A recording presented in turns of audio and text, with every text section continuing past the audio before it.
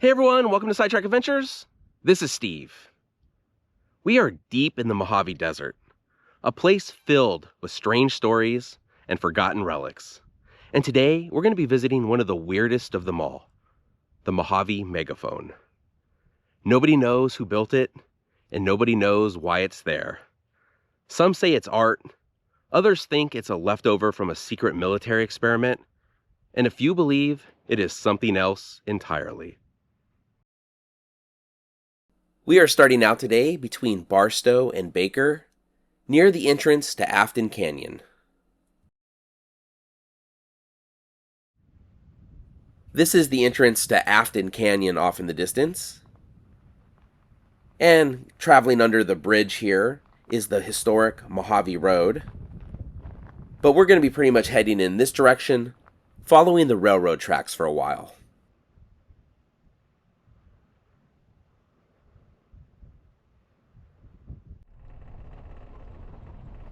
In just a minute, we'll get away from the actual tracks.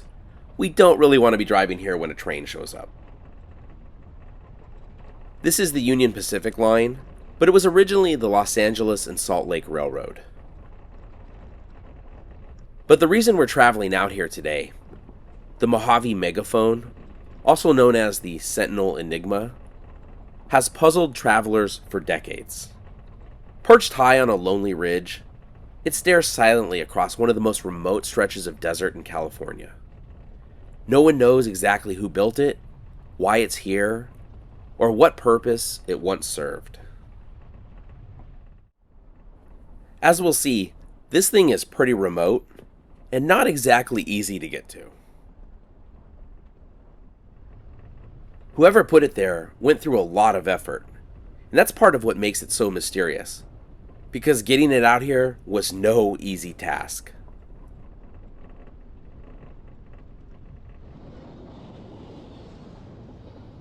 This is the first train we've seen since we've been out here. The railroad tracks kind of cut the desert in half, as there aren't a lot of good places to get from one side of the tracks to the other. You may have to go miles in either direction to find a crossing.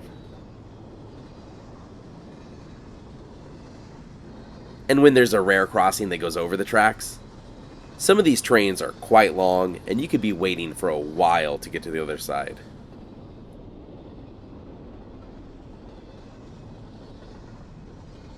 Luckily for us though, we don't need to cross the tracks today. We'll be staying on the south side of them.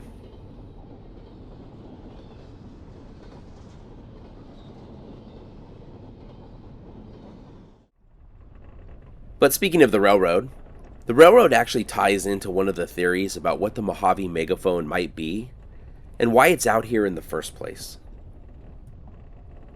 Some people have theorized that the Mojave Megaphone was actually built for the railroad. According to this theory, trains carrying hazardous chemicals or fuel would pass near here, and the Mojave Megaphone might have been used to project a siren, a signal that a dangerous train was on its way, or that a spill had occurred somewhere down the line.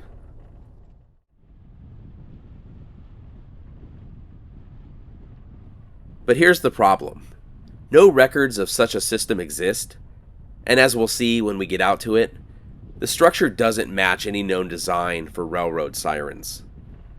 Plus, it really isn't that close to the railroad. You'd think if it was a warning, they'd put it closer.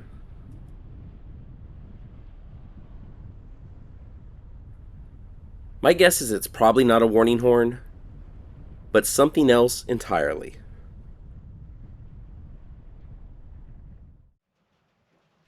We've just come to a spot where you can see the road had been paved at one time.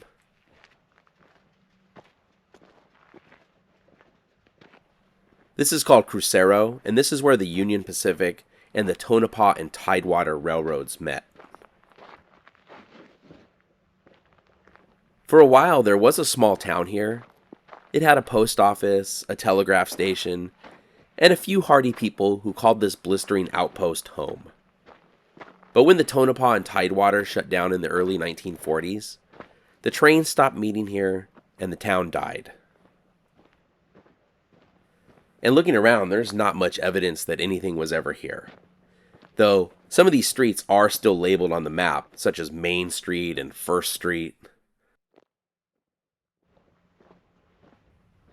But other than this grid of roads in the middle of nowhere, you would never guess a town was right here.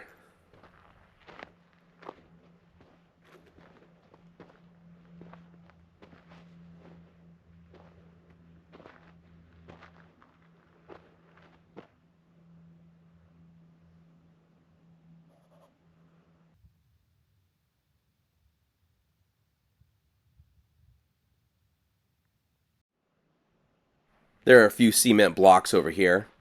Probably what's left of the railroad siding for the Tonopah and Tidewater.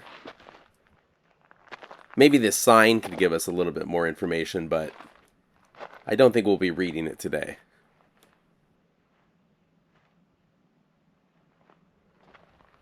But you can still make out the old railroad bed here. I looked to see if I could find any photos of the old siding here, but unfortunately I wasn't able to find anything. You can see the Union Pacific line here. After the Tonopah and Tidewater crossed the Union Pacific, it would continue south from here, and its southern terminus was the town of Ludlow, which isn't too far from here. I believe there were only 2 or 3 other stops between here and Ludlow. But since this was the intersection of 2 major railroads, as you could see, this was a pretty big siding here. But we need to head a little bit further south, to those mountains in the distance.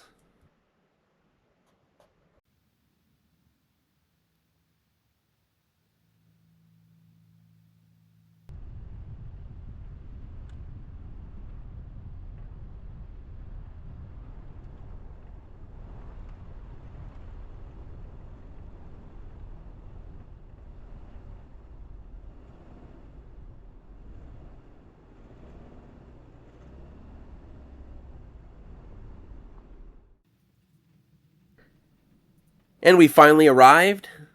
There it is up on the hill up ahead. The mysterious Mojave Megaphone.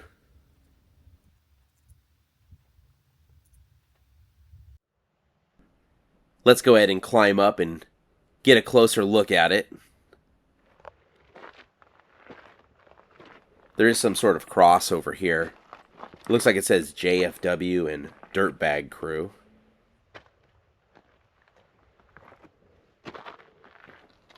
It looks like there's a little bit of a trail here. As you can see, it's not exactly easy to get up there, which just adds to the mystery. Getting back into the theories of what this could be, this part of the Mojave has seen just about every kind of testing you can imagine. Weapons testing, flight experiments, even secret training grounds going back to World War II. Some people think this megaphone might have been an acoustic monitor, maybe something to measure shock waves from explosions or the sonic booms of test flights. Others think it was used to relay warning sirens across the desert, maybe part of an early warning network for chemical weapons testing. As we saw with Crucero, that settlement was there until the 1940s, so if there was some sort of World War II era testing going on, there was a settlement not too far from here. To me, that all sounds far-fetched. But then again, so does a giant metal megaphone bolted to a mountain in the middle of nowhere.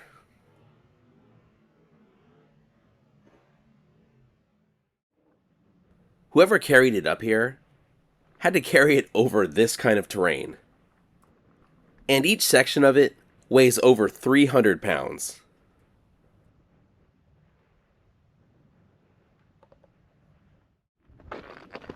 As far as this thing having something to do with the military, there's no paperwork, no photos, and no sign the military ever had anything right here. So another idea is that this is some kind of survey or signaling device. If you look at old maps, this ridge lines up almost perfectly north to south. Though it doesn't look like the rocks that it's bolted to line up the same way.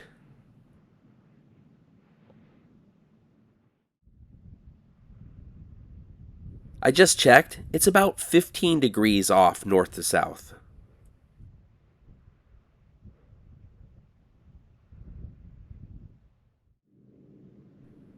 But looking inside the megaphone, there's a metal crossbar that almost looks like a sight.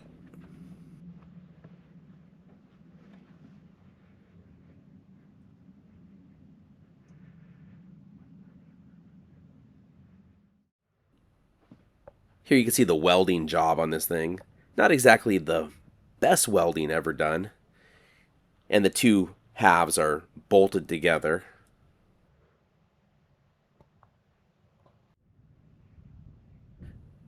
And here we can see where the megaphone is bolted into the boulders.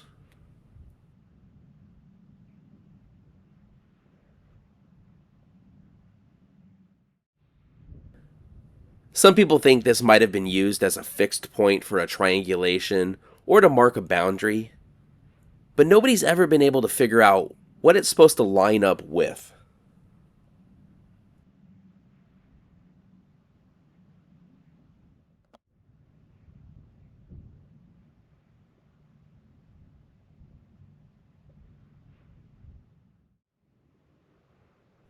And of course, there are some people who take the mystery even further, saying it was built to send or receive signals from UFOs.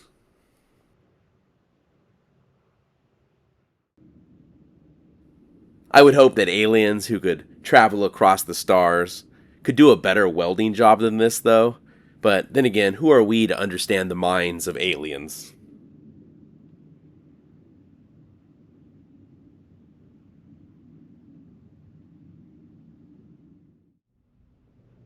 It looks like, unfortunately, some people have shot the Mojave Megaphone as well.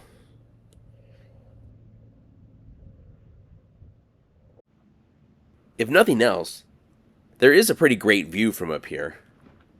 But then again, when you're up here and you see all this emptiness, you know there is no way this was a siren to warn anyone of anything, because there is no one around here to warn.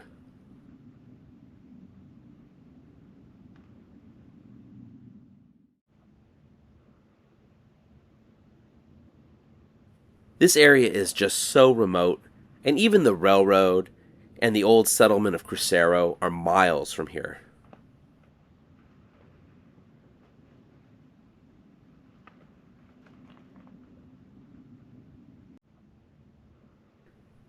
Another thing working against a lot of the theories out there about the megaphone is it doesn't seem to be as old as people think. The mystery itself wasn't even really known until the early 2000s.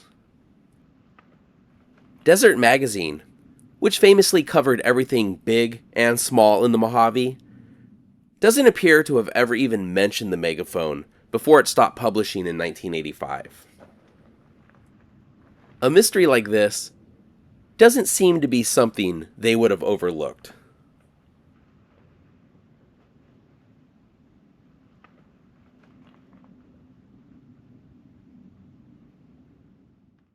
In my research, I tried to find the earliest possible mention of the Mojave Megaphone that I could find, and the farthest back that I was able to find anything was 1990.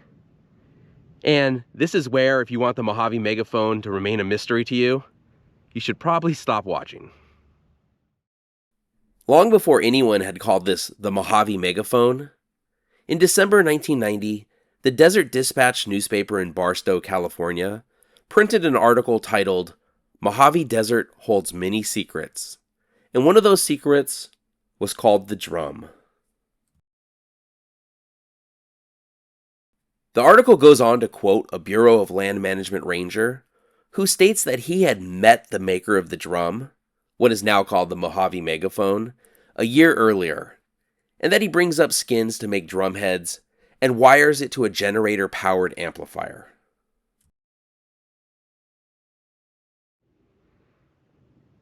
The article also confirmed that this was brought up by hand, which certainly shows some dedication.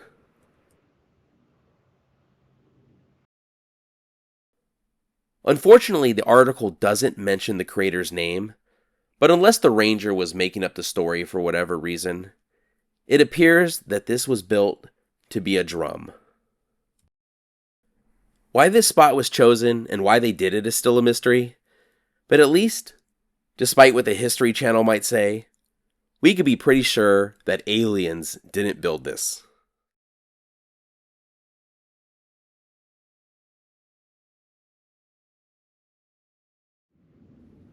And if we bang on it, we can see how it would make a pretty good drum or a bell.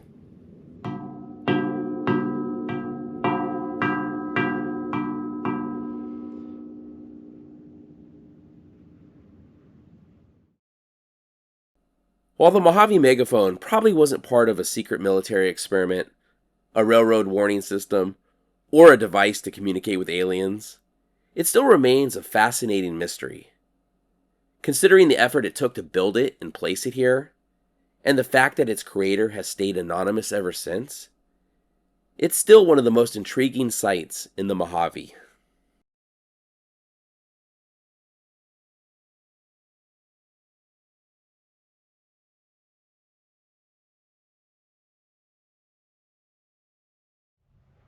Of course, after saying that, I don't know how well it shows up on the camera, but almost directly in line with the Mojave Megaphone, there is something in the distance that looks to be man-made. So I guess, real quick, we have to go check that out.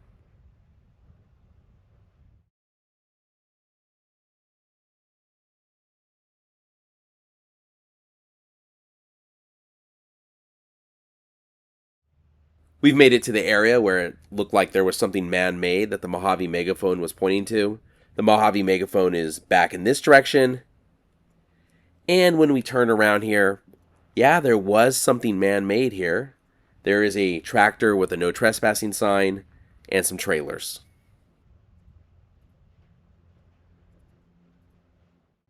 Well, unless the builder of the Mojave Megaphone knew that in the future there'd be a tractor and some trailers here, I don't think it's pointing to anything.